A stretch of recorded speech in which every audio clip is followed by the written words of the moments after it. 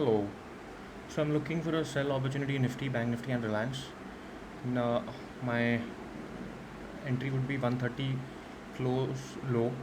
If 130 close low breaks, I'll keep a stop loss of probably 16,615, and or if a new day high is formed, my stop loss will be day high.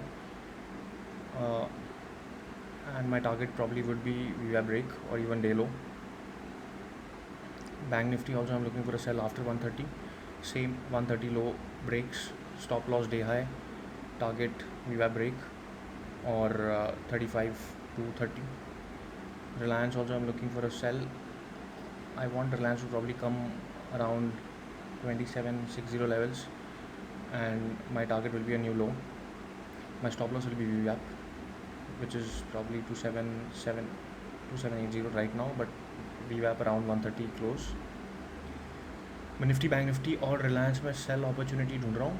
Nifty को मैं बेचूंगा 130 close के नीचे, stop loss रहेगा day high. Bank Nifty को मैं बेचूंगा 130 close के नीचे, stop loss रहेगा डे हाई.